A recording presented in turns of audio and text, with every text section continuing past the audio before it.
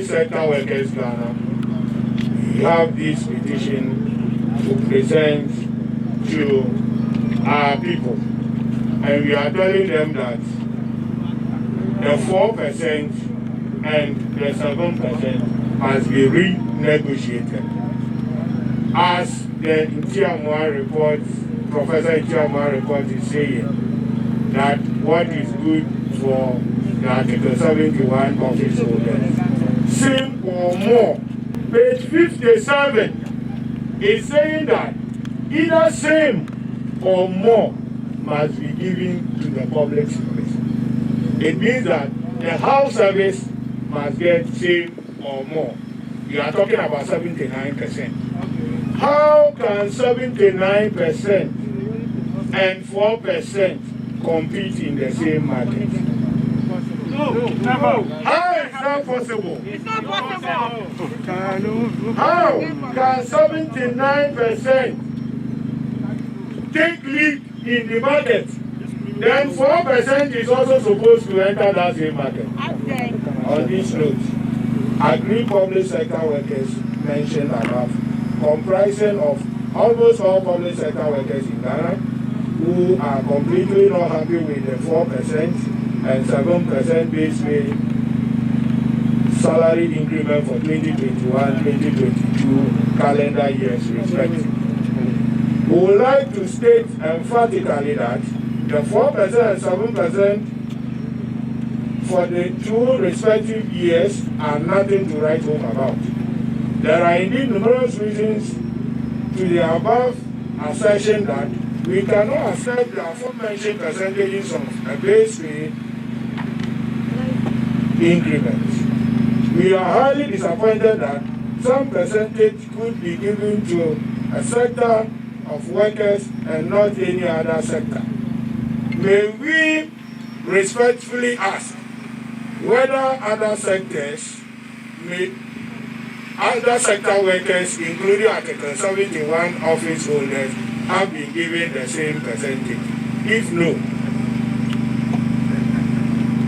may it be asked again, why so? Are some sectors better than some, or the people who work there are more special than others?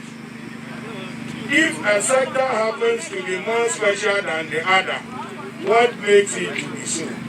Can it ever be mentioned that a particular sector workers are not special and therefore not necessary?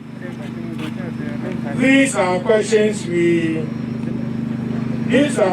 that we cannot really understand. Our major factor worthy to note is that Ghanaian workers cannot just suffer with a 4% base pay increment in the wake of the introduction of these numerous taxes and unnecessary new taxes at the beginning of this year, which are affecting our standard of living badly.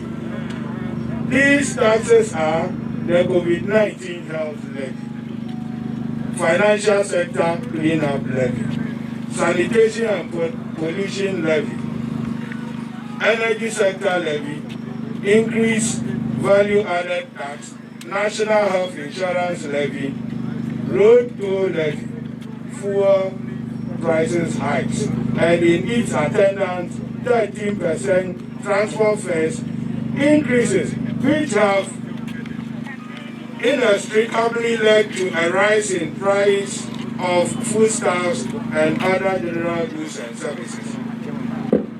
Rhetorically, how could someone taking a salary of less than 2,000 Ghana cedis survive after all these taxes are deducted in addition to Senate union levies? Union levies, how much would be left in order to take care of family and any other responsibilities? More also, in reference to Professor Ntiamwa's report on emolument of Article 71 office holders, the general recommendation relating to the implementation of the 57% of page 57 of the report with reference number PCE 2020 REC 05 categorically states that the percentage increase granted to Article 71 office holders in any particular year should not exceed what is granted to public servants. I hope you got that. Thank you. The report is saying that the percentage increase granted to Article 71 office holders in any particular year should not exceed what is granted to public servants. That in recommending the adjustment to the salaries of Article 71 office holders, the committee took cognizance of levels of salaries and activities in the public sector. This recommendation is informed by government states' intention to ensure that base pay in the country is decent and the gap between the highest and the lowest income in the public service is reduced.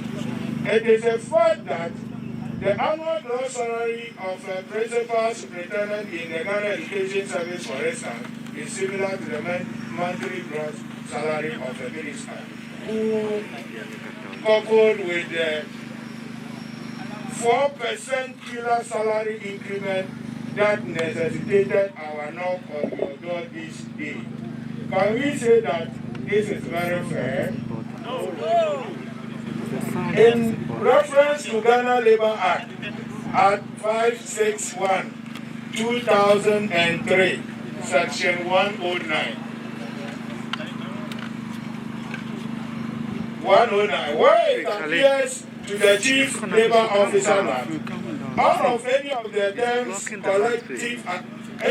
terms of a collective agreement are suitable for application to the class of workers who are engaged in the same kind of work or who work in the same area as the workers to whom the collective agreement applies, and B, that the parties who included the agreement were sufficiently representative of the workers to whom the agreement is to apply and their employees. The Chief Labour Officer may direct that those terms of collective agreement shall apply in relation to that class of workers and their employers as they apply in relation to workers of the class specified in the certificate and their employers. The C says, the Chief Labour Officer shall not issue any directive under Section 1 unless 3 months before issuing the directive. The Chief Labour Officer has, after consultation with the appropriate employers' organization and the trade unions concerned, published in the Gazette a notice. They are saying that when agreement is reached, wait until 3 months. Inform the people, let them be aware, accept it, gazette it before you implement the decision. When they went to the table, an agreement was made. How many days did it take them to implement the 4%? Does it mean that they were having the 4% already in their pockets? Very corrupt. Now, describing the class of workers to whom it is proposed to apply the agreement, setting out the text of the collective agreement and giving particulars of the manner in which and time within which subjects to the proposal may be submitted to the Chief Labour Officer.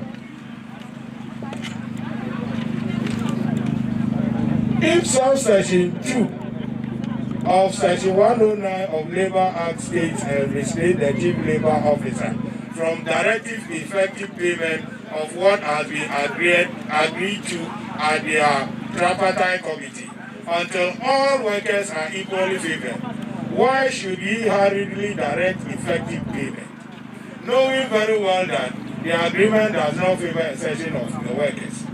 As the 3 months meant for the consultation exhausted, we hereby respectfully ask that the Chief Labour Officer be directed by law to initiate a fresh negotiation, having in mind that we want 25% base pay increment and not that of 4%. And we are also asking that, quite apart from that, the 7% they negotiated for next year should also go to 35%.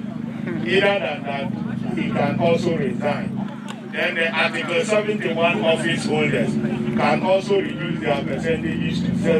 And also tell us that because of the economic conditions, they are not going to pay themselves any salaries because we take almost everything for free until our salary issues are settled.